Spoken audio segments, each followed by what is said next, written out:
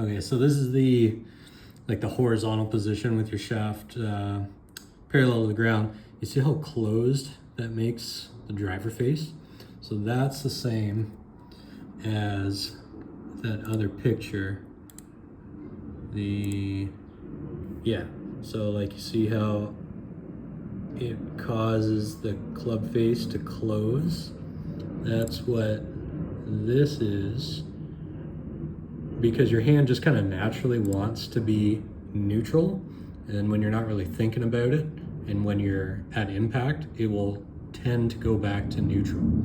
So you can use that if you're getting better at golf to like intentionally hit a draw or a fade, but for right now, if you're just trying to hit them straight and hit them well, you should probably aim more for a neutral grip. And if you look at Rory, when he takes it away, sorry about that, you see he's got a slight close to his driver. What pros are taught, or what the prevailing wisdom is like the spine angle is roughly what the driver face should be. If it's straight up and down, it's not terrible, but when you compare that to something more like that, that's just hooded right shut. And there's a reason why you're doing that, and I'll show you in a second. So we'll get to the next thing I want to show you, which is the top of your swing is there. That's as far back as you get. And again, that's not ideal. I don't know, maybe you have an injury. You could maybe be a little tight. Maybe that's causing it.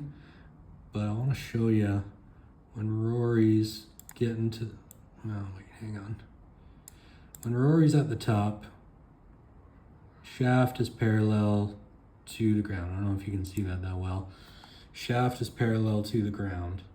And that's like everyone. That's Rory, that's Scotty. Oh, and that's a good shot too. Same thing. See the face just slightly closed compared to like straight up and down. It's pointed at like 1 o'clock. Okay, and takes it back flat at the top pretty much. Unless you John Daly it, it's pretty much flat. That's the ideal. If you're tight, like I cut it a little before that because I'm not flexible enough myself. So you're there, and otherwise it's good. Like you've got your right elbow tucked right tight to your hip. That's good. Left arm stays relatively straight. It can bend a little bit, no big deal.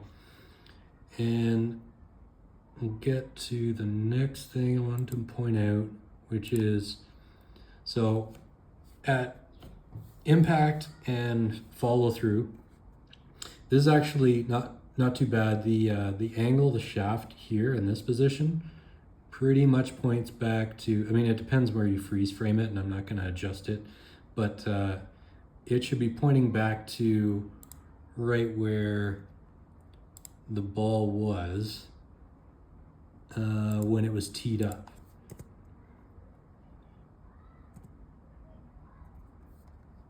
So when you freeze frame Rory, same thing, right? His shaft is pointing pretty much right to where the ball was when he was teed up. But we'll compare his position there and your position. Your position, all of your weight's on your right foot. Okay, so for the backswing and then the downswing, you're fairly balanced. Like, I mean, ideally, you should be fairly balanced, but at impact, you are transferring your weight forward to the left foot. So Rory's right foot, it's really just there for balance. Like, it's hovering. He's not got any weight on it, and he just rotates his hips and his shoulders. He has incredible rotation.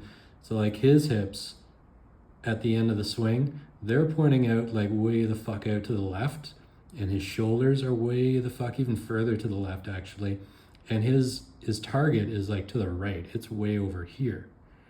and we compare that to your follow through, your shoulders are relatively turned, but your hips are way pointing this direction, even though your ball target is over here, and there's no weight on your left foot. Like, you're lifting up your left foot, all your weight's on your right, and when you play the rest of it, you even walk out of it.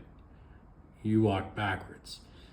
So again, we'll compare that to Rory. Everything's forward at the end of his swing. He's pushing his belly button towards the target. That's sort of the mental image you have, you should have when you're thinking follow through. Everything's forward. Nothing's really on the right foot. And with Scheffler, there's so little on his right foot in terms of like how much weight distribution. He doesn't even keep his foot on the ground. He just lifts it up. And once he kind of finds his balance, he plants it back down. There's no weight on that left foot at all. I'm not saying it's the ideal, far from, but that's just to illustrate how much forward the weight's got to be at the end of the swing. Just posting up on that left foot. Right foot's just there to keep him from falling over backwards. Just watch that right foot and it just comes right off the ground. So yeah, those are a couple things. Yeah, I think that's it. I think that's all I had. Yeah, anyway, I hope that helps you out. And yeah, keep playing well, buddy. Talk to you soon.